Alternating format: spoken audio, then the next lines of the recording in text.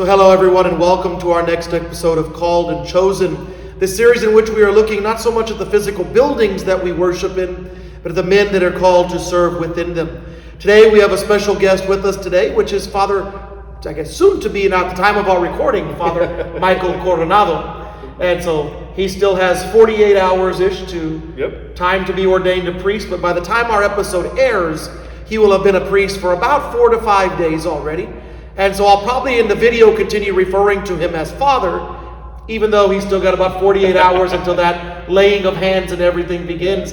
And so are you excited about that, Michael? Oh, I'm extremely excited. Everybody keeps asking me if I'm nervous, and I'm like, I'm not nervous. I'm just really excited to end this 7-year process of discernment and formation, ready to get out there and go into ministry. 7 years is a lot of time. Yeah. So what were you doing before you entered the seminary?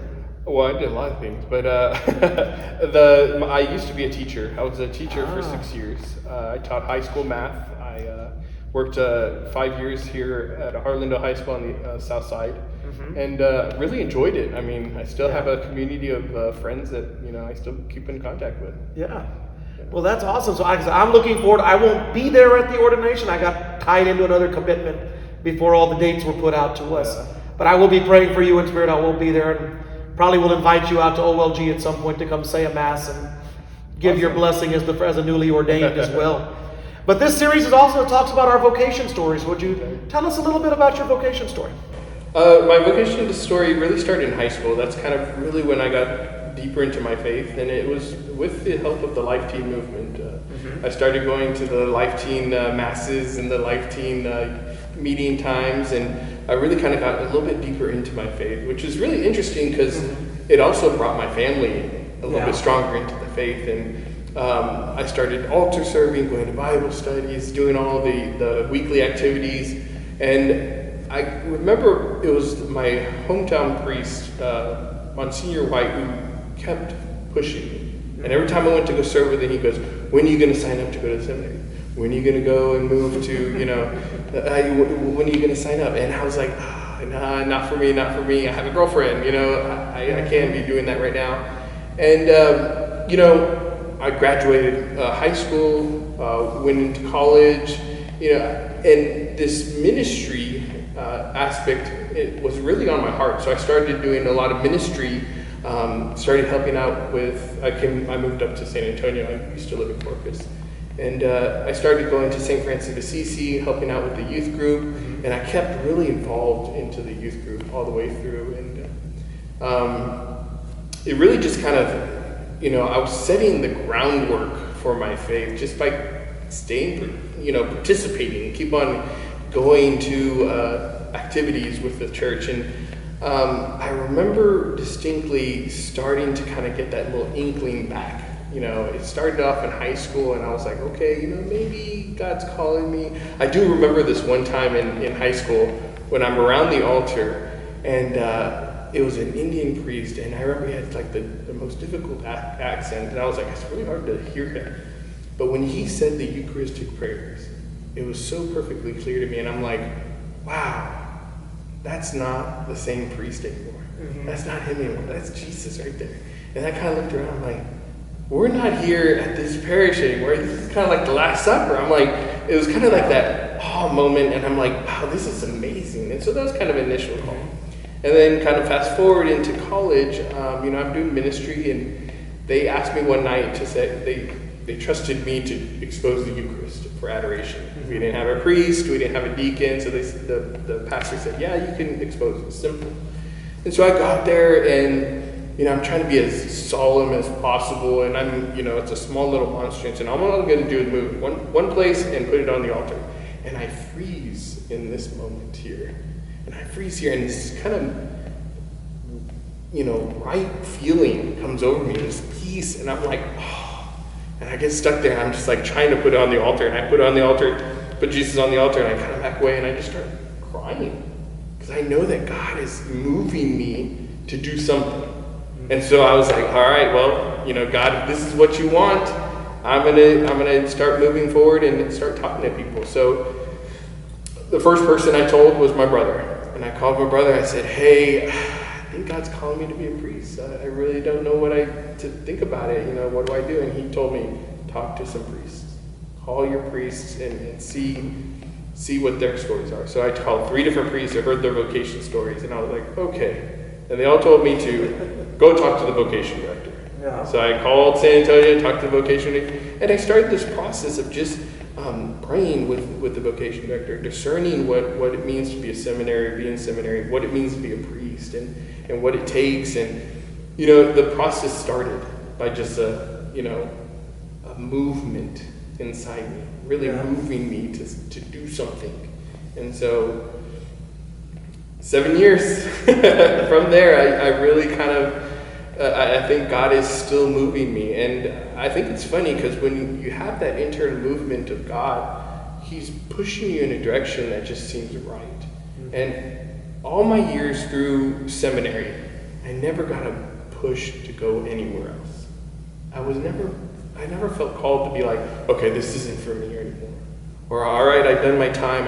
I tried it out. It was really, every year it was like, okay, God's telling me to continue, to keep the path, and to continue going. And one thing I realized that I was never alone in the process. I always had someone there to guide me, whether it was my brother or the priest of my home parish, or the vocation director, or even the formation staff and the other seminarians here. It was never alone. I always had someone to move with and to be in conversation with. My spiritual director was a big part of my vocation, my vocation story, because he really helped me to guide me to discern what God is calling me, and to discern whether it is God or it's something else, And so, when I made that decision to enter seminary, I think it's really funny because stuff started to fall into place. I was worried about, okay, I'm living on my own, I have an apartment full of things, I have this truck that, I have to pay off, I have, what am I going to do? I have an apartment lease, I don't know what I'm going to do, I have to break it, and stuff started falling into place, I paid off my truck that August, right before entering seminary. I got a loan repayment on my student loans, and so they said, here, we're paying off all your loans, and you don't have to worry about it. And then, I paid off a credit card, and I was like, why is this all falling into place? It just felt right. And I was like, yeah, this is God working right now. Exactly. I'm like, all right, let's do this. And, the peace that I had, the right feeling that I had that just felt right, that's really, God and the Holy Spirit moving in me for my vocation. Well, that's an awesome thing, dude. Now, you mentioned that you've been in the seminary for 7 years. I think that means you were a pre-theologian, if I remember correctly. So if you want to explain to someone, what is a pre-theologian? What was that process like? How did that formation go? Because there's different routes for guys when they come in. So what is the route for a pre-theologian, and why are they called that? Well, we are doing our philosophy before we enter, but we've already have a degree. So I came in with a Bachelor of Science in Mathematics with my teacher certification. So I already had a degree. So it was only the certain classes of philosophy that I had to take. So they call it pre-theology. So everything that I need, prerequisites for theology, I needed to take. So it took about 2 years. And then, it was really a good year it's funny actually, because I was the only pre-theologian during my time. So anytime the pre-thees were called, they were like, okay, pre-thees, I would stand up, it's just me. So, it was a great time of learning some philosophy, taking classes more of at a college level, and then really entering and preparing myself to go into theology. Okay. So. Yeah, that's cool. Was there any philosophy study that you enjoyed the most? I'm a mathematician. I love logic. So logic was a breeze. For the next few years after I took logic, everybody used my study guide for the final. They asked me for questions, and I'd help them out and tutor them. So it was just kind of my forte. Yeah. Because I think for myself, I always said philosophy was like catching smoke to some degree. Yeah. But there is that portion, it changes the way we think, the way we encounter our world to some degree. Yeah, definitely. Because it challenges us. And so I always enjoyed just seeing the results of that. And then you got to go study an oblate for 5 years. Yeah. And so that was probably an interesting route too. Was there any class that you really enjoyed the most? Well, I enjoy liturgy, but I also enjoy scripture and homiletics. But the one class that I will always probably use in my daily life is called Scripture for Preaching.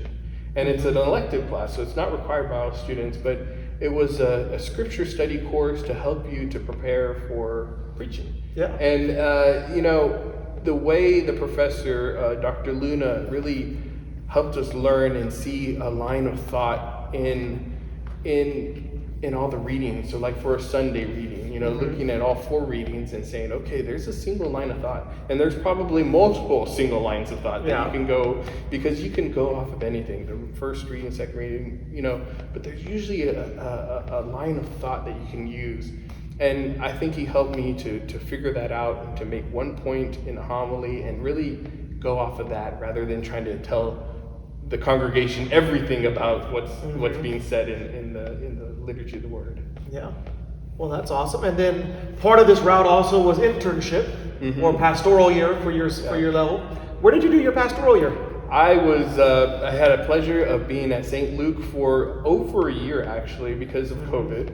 And the community was amazing. It was amazing to be there. I fell in love with the community there. The pastor was great, Father Eric Ritter, and he really became a mentor to me. And he wasn't just my supervisor, but he really mentored me to act like a priest, to do things like priestly, duties, and then it's grown to more of a friendship. Yeah. So that's probably one of the biggest things is the priests that I know that have been priests, like you're a priest, you're far from me. Now they're brothers, and I get to enter into this fraternity with them and be in a brotherhood with them. So it's more of a friendship now for a lot of these priests that I've known. So for him especially, he's really guided me and will always be hopefully a big part of my life. There you go. That's an awesome thing.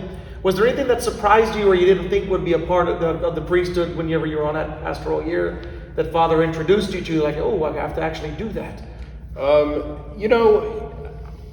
I would probably be classified as an introvert. And so that's kind of, I can be kind of that goofy guy, but, it's tough to always be on.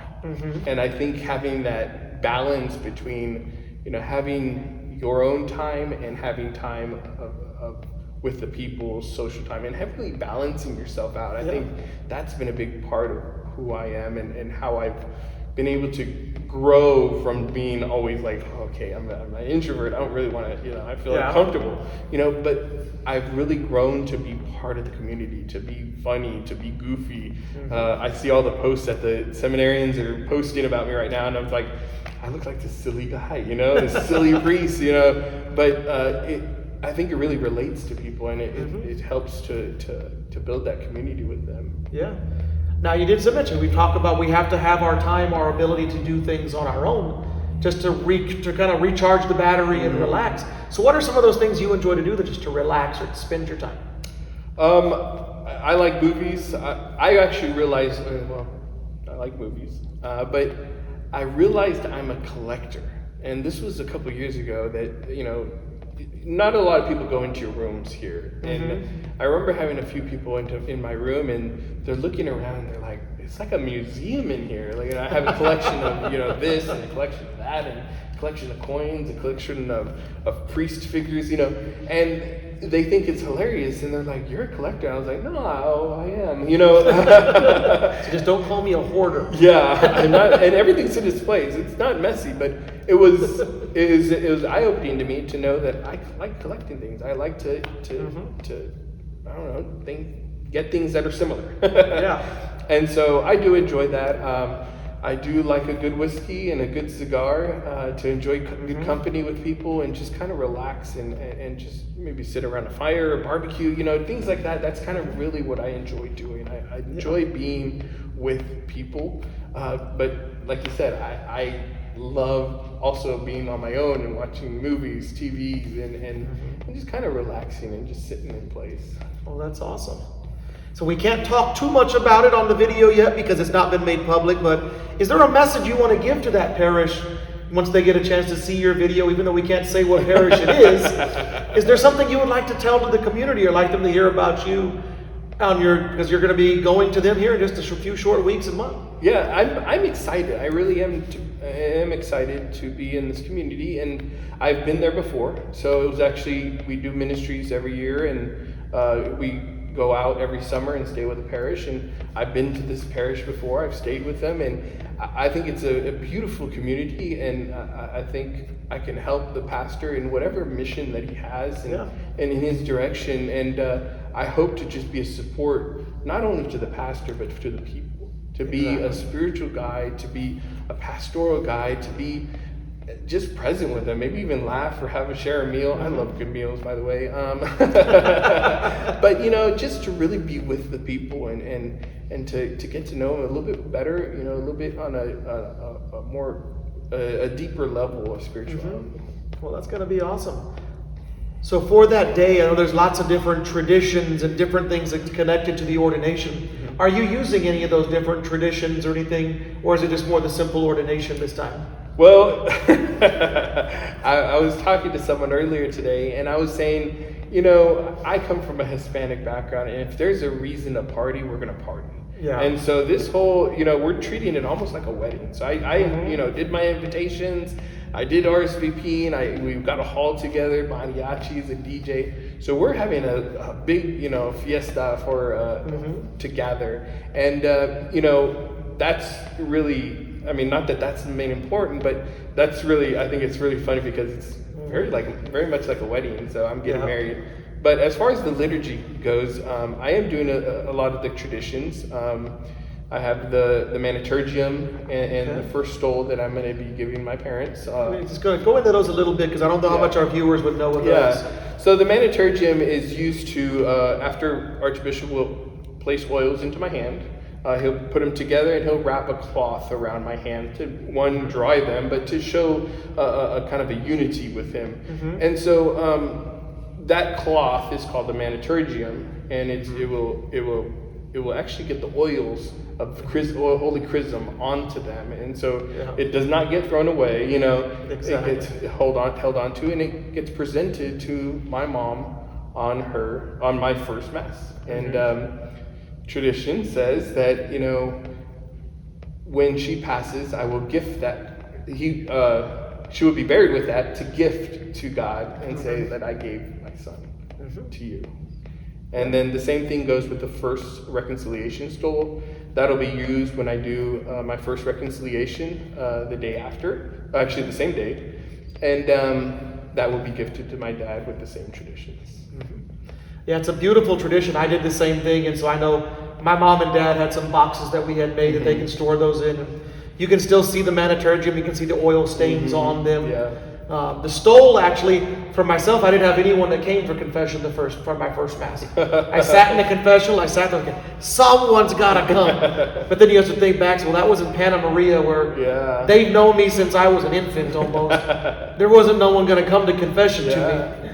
And so we presented the stole to my dad that had no confession heard with it yet. Oh, wow. And so once I did hear that first confession, then I swapped out. Okay. Because I bought the same stole, I bought two of them. So that one would go to him. Yeah. And then I was using one. And then my plan is once he passes, the one I've been using for how long of my priesthood, that's the one he'll take with him from all those confessions. Yeah. And then another one, to continue connecting that, I'll take the other one and continue using that hopefully for a long time. Yeah. But they're beautiful traditions that help us connect what happens in that ordination to the family and their role in our development and formation of a priest. Now, another one of those traditions is we have vesting clergy. So who's the priest vesting you? Well, Father Eric, I mentioned him. He's been a role model to me. And then I also have Father Ed Gonzalez. He's my best friend. Yeah. And they will both be, with the help of my parents, vesting me. So. And I'm guessing you've already found your chasuble that you're going to be using. I have. I'm excited about it. I remember one priest, he said, that's our wedding dress. Yeah. I said, I don't know if I'd want to call it a dress. Maybe it's my suit. Yeah, that's what I said. Yeah. The alb almost looks like a dress sometimes. Can you describe your chasuble a little bit so that we can have an idea of what it may look like? It's a Gothic style, so it has kind of the front seam, which kind of, not lace, but floral in the front. And it has a Sacred Heart of Jesus on the front. So it's right here in my heart. So that's beautiful. Because those become something very special to us. They represent that day, they represent that commitment. And I think on days that maybe when we struggle a little bit in the priesthood, those sorts of things are the things that we should be going back to, because it reminds us just as much as the laity that your rings and certain things remind you of the day. For us, it is that chasuble. It is sometimes we do get a ring that we'll put on and we'll wear from then on out that remind us of that commitment and those vows that we're taking. Yeah. Because it's not just Bishop rubbing oil on our hands and making us ready to be a priest. We're making promises to him too and to the church. And so those promises, there's so much beauty attached to an ordination. So hopefully, if you weren't able to visit, be a part of his ordination, in the years to come, consider when you hear that an ordination is happening. Trust me, no one is going to ask if you were invited to come to the ordination. No. Come on out to see and enjoy. Because I still remember one of the teachers we had at Oblate. I don't know if you ever got a chance for Sally to be one of your teachers. I think she had retired right as you had been there. But she always did what we had as our pastoral education classes. And so what she would always tell us is the San Antonio guys, she held us to a different standard. And the reason she said that is because you could be my next pastor. You could do my kid's wedding or my grandson's baptism. And so she had a different standard for us. But the reality is, that's the truth for all of you guys that are watching. Y'all, this is your priest. This is you. Even though we may not be in the same parish, we become your priests. You become our family. There's an old Polish proverb. It says, "Not my circus, not my monkeys." And I've always joked with parishes I'm at. I said, I'm sorry to say, this is my circus and y'all are my monkeys. And that makes me the ringleader to some degree. But that connection to the laity is something deeply important, especially in this vocation that you're going to be continuing into. I won't say finishing off. You're finishing some of the studies, which is probably a bit of a relief. You've been studying now a good chunk of your life. You went from high school, you went to college, then you went to 7 years in the seminary. So you're finally getting a chance to graduate out of all of that. And I'm sure that's a little bit of a relief. Definitely. So I usually like to ask the question in our diocese, and you've probably encountered it because the seminarians tend to get put to use with this a lot. We don't have a very strong culture for vocations here in the diocese. What are some things that you would recommend or think that you could see that could be done to help develop that culture more stronger in our diocese? Well, taking the cue from the pastor that really helped me to really foster my vocation, I think just kind of reminding the young men that, hey, or even young women, hey, that's an option. It's an option, to bring it up in homilies or when you talk to the youth. But even to say, oh, hey, you would make a good priest someday. Hey, I can see you wearing a collar. Joking around, but kind of putting that idea into their head, And we're not trying to, convince someone that something that they're not going to be, but just to let them know, hey, it's an option. And so I think as a priest, I really want to just throw that out there. Kind of. I know you like fishing, so if you don't throw the hook out there, you're not going to get any fish. Put a little bait on the end. And so I think that really is a priest's role. And then for, to also educate the parents that, hey, this is something that comes from the home too as well. I think for my family, I always thought I was going to be married with kids, because that's what we did. That's what our families did. We got married, we go get kids. And so that's, to educate parents to say, hey, this is an option for your children as well. I love what Bishop Gary always says, everybody wants a priest in their family, but we want it to be their nephews. You never want it to be their sons or their grandsons. You always want it to be nephews, but we do need the sons and the grandsons and the daughters to be in religious, and we need those people to help our spiritual side of our lives. Yeah, I know my family it's been an evolution for them learning about that, having that a priest in the family. But I always joke that I'm portable mass and portable holy water. Yeah. I mean, we were going on vacation. Well, we can have mass. I don't have to we don't have to go find the church. Yeah. I can bring a mass kit with me and we can say mass. Yeah. You're running out of holy water in the house. Well, luckily I can do something about that. Yeah. And I think those are those fun encounters that I've enjoyed in my priesthood that I look forward to seeing you be able to have, is that little bit of a change in how we relate with our family, but how much of it stays the same. Yeah. I'm betting majority of your families that I am never calling you father. Yeah. Actually, it's the opposite. They all want to call me father. I'm like, I'm just still, I'm still me, and so it's really funny that they all want to call me, Father Mike or Deacon Mike, or, and I don't mind it. I just think it's really funny that they have no problem doing it. Mm-hmm. Or maybe I think it's the culture thing. Yeah, it's possible, yeah. It's a really interesting encounter to really see the laity. Yeah. And see how they respond to this. Yeah.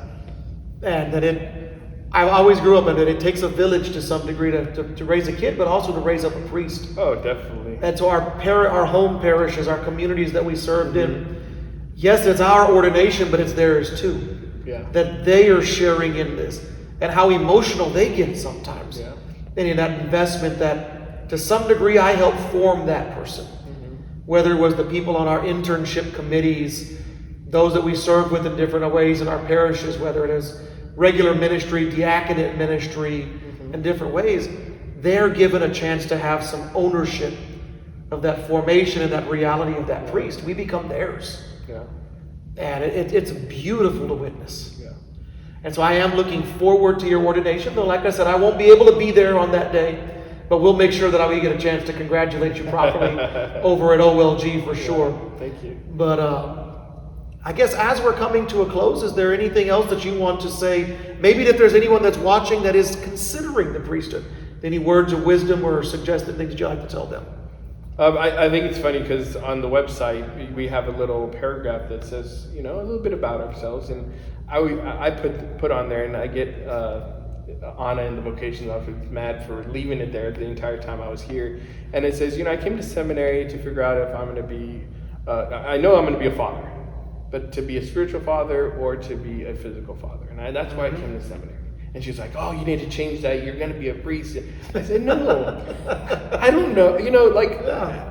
I'm hoping it reaches someone and let them know that, entering seminary doesn't mean automatic priesthood. Exactly. It's a place to discern. It's the place to be in the most perfect place without any distractions, and to really focus on God and realize, is this what God's calling me to do? Yeah. To take that leap of faith and say, I am not afraid to go and live at the seminary, maybe for a year, maybe for 2 years, maybe for 3 years, maybe for 7 years, maybe become a priest, But I took that leap of faith. Yeah. I trusted in God, and I said, I am not afraid. I always remember JP2, do not be afraid, And that's really what drove me to say, you know what, okay, this is what God's calling me, I'm going to go. And so now I think it's funny because I think it's perfect. The seminary is a perfect place to do that. Yeah. To figure out where God is calling me. And whether it's a religious community in postulancy or novice, and I think it's a perfect place to figure out where God is calling you to be. Yeah, because it removes you from a lot of, I won't say all distractions. Yeah. You get a whole new batch of True. them. True. But it pulls us aside a little bit to give us that opportunity to focus and listen a little closer to what God is calling us to do. Because distractions will never go away. Yeah, true. There is nothing that will ever get us away from being distracted. Yeah. Especially because a lot of times we look for those distractions sometimes too. And so, but the seminary is that location to say, you know what, let me take a step. Yeah. And just give it a chance. Yeah. It's not saying that you're, like you said, you're not saying I'm going to be a priest. It's just they haven't ordained me yet. They're saying for some reason I got to be there 9 years. Yeah. It's a process to enter into that it will bear fruit to some degree. Yeah. Because our hope is that even if someone discerns out of the seminary, that doesn't mean we do think that they're going to leave the church or anything like that. It would just mean, like you said, they're going to be a father in a different way. Yeah. They're still going to be active in our churches. We want them to be involved. Go be a catechist. Go be active in your church. Amen. Yeah. And either way, you're expected to still be Catholic. Yeah. You're just trying to figure out how God is using you to be Catholic. And so I am very much looking forward to this day for you, my friend. That'll be this, I guess now by the time the video airs, it will be this past Saturday. And by then, everyone will know where Mike is going as well. Until then, it is between him, Archbishop, and a couple of the leadership of the Archdiocese. Yep. But I'm sure Archbishop will have a great time saying where he's going to go and how much work he's going to have to put in to go there. Yep. But I think you're up for the challenge. I've enjoyed watching you in your formation. And I look forward to calling you one of our brother priests. Thank you. For all of you that are tuning in, thank you for tuning in for our next episode of Called and Chosen. And as I say every time, comment in the links if there are those priests that have been influential in your life, that have been the priests that have kept you strong in your faith or have inspired you. Put their name out there. Let them know that we are grateful for their service and their time. And always continue praying. Who are going to fill their shoes? Who are going to be those next priests that are going to baptize, to catechize, to preach, to teach, to be those priests for your children, your grandchildren? Like Mike said, it's not too late to ever ask and plant that seed from Jesus to think maybe they could be a good priest. More often than not, vocations come from your questions rather than our side of the altar. It's you guys identifying something in that young person. So you know what? That may be something that God is calling you to do and to think about it. So thank you for tuning in with us today. And we hope to see you in our next episode. Thank you so much for being a part of watching this vocation video series, and we're excited that you took time to do so. God has a call for each and every one of us, and maybe God is calling you to be a priest or a religious brother or sister. So don't be afraid.